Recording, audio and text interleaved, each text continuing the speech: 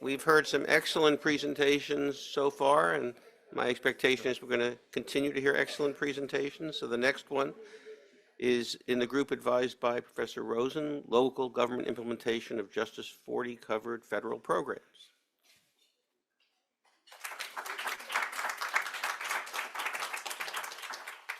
Thank you.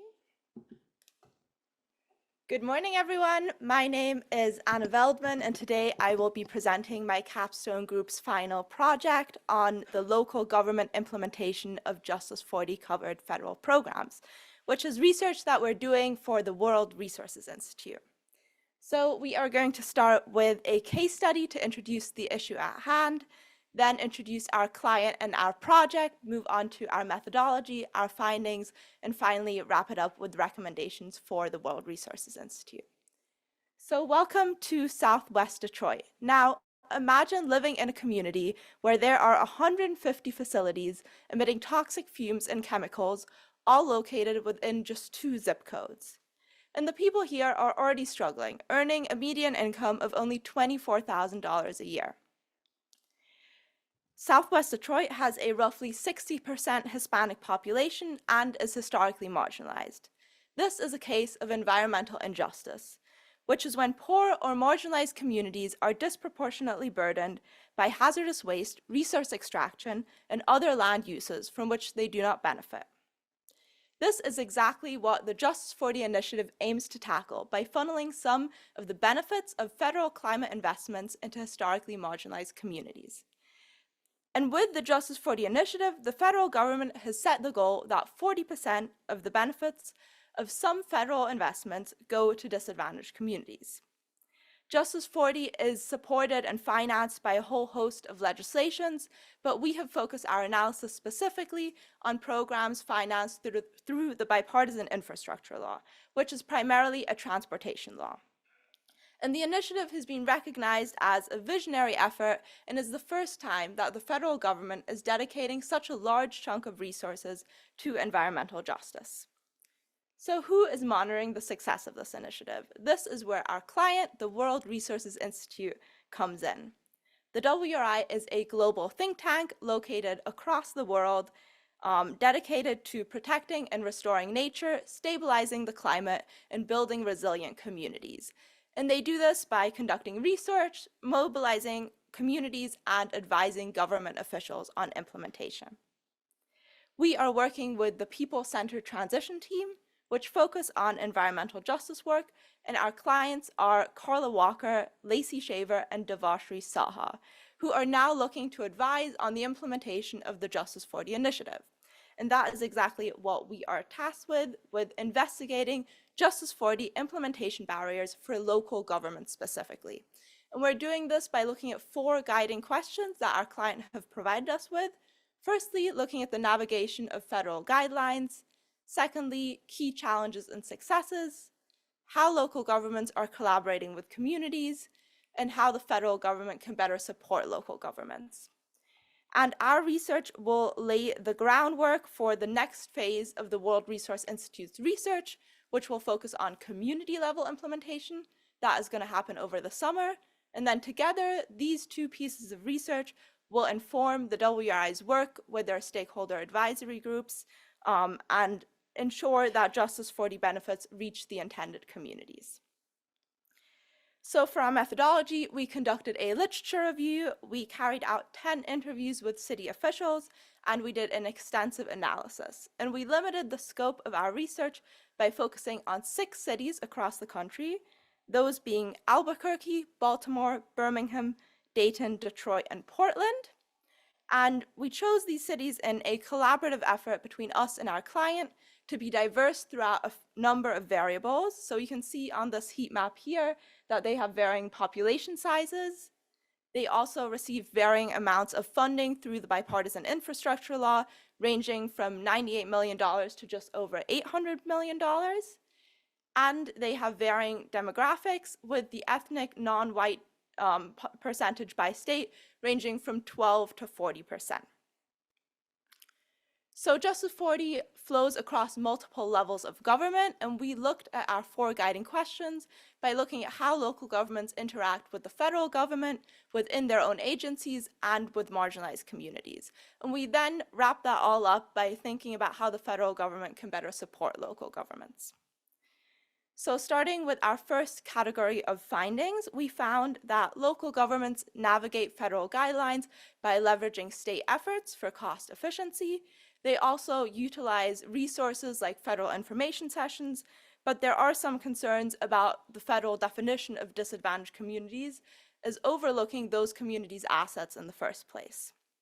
Governments use metrics like data boards, and other metrics to comply and make sure their grants meet J40 requirements, but compliance is generally not seen as that much of an issue, and that's really due to how disadvantaged communities are defined, which is done through the Climate and Economic Justice Screening Tool. This is a federal mapping software that takes into account 34 indicators and basically classifies census tracts on whether or not they are disadvantaged.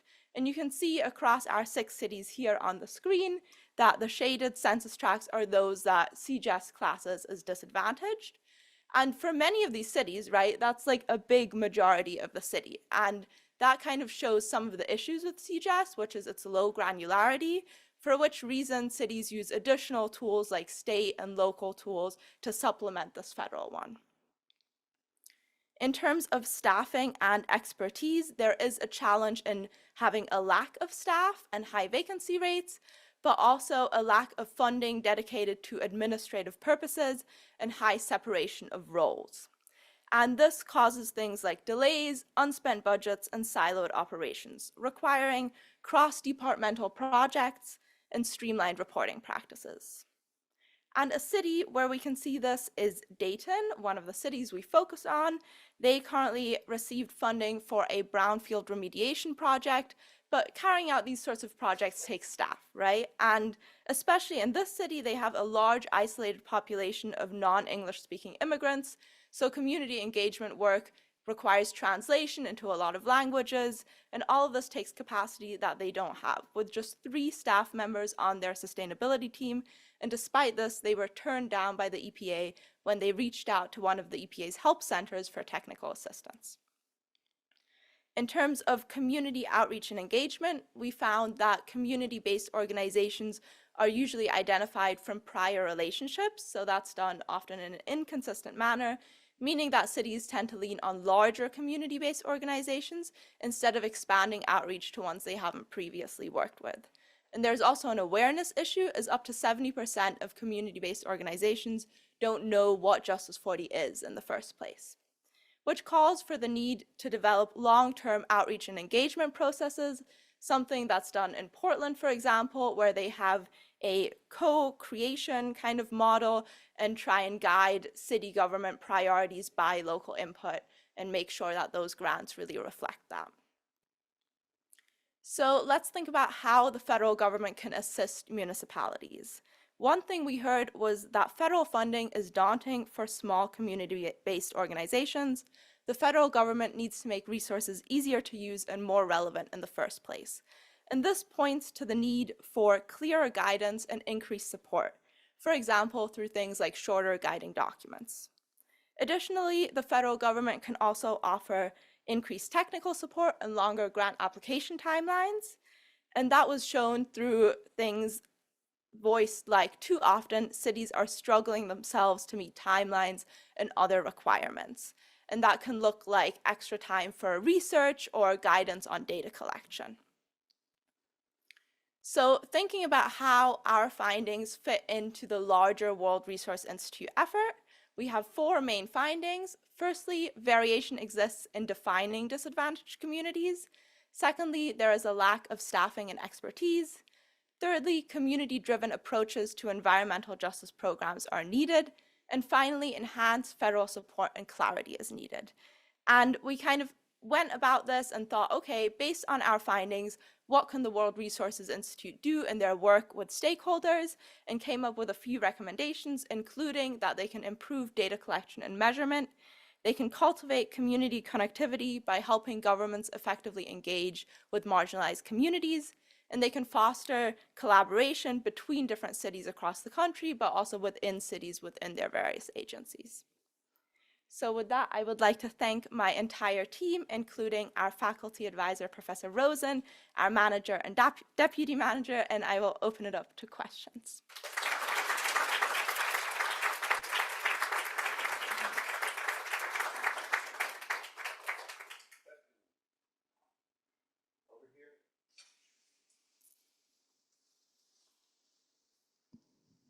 Thank you, Anna, for an amazing presentation. I was just curious as to why Dayton, Ohio was turned down by the EPA for technical assistance, and what are the different standards that they use to distribute resources, technical resources to municipalities. Yeah, of course. Yeah, so the EPA has various technical help centers spread across the US. I think they have 16 technical help centers that they call TICTACs. And this is kind of something that's been seen as one of the big successes of the Justice 4D initiative, as well as how the EPA has dedicated help to streamlining some of these processes.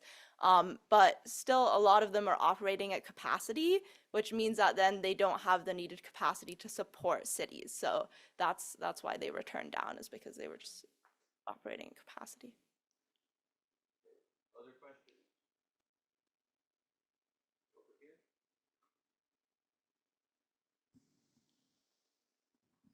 Thank you for a wonderful presentation. I'm wondering for environmental justice in general, is that a framework that can be built to almost like as an umbrella for all sectors that it's trying to address? Or is there certain variations that needs to be considered when thinking about the specificities for each sector?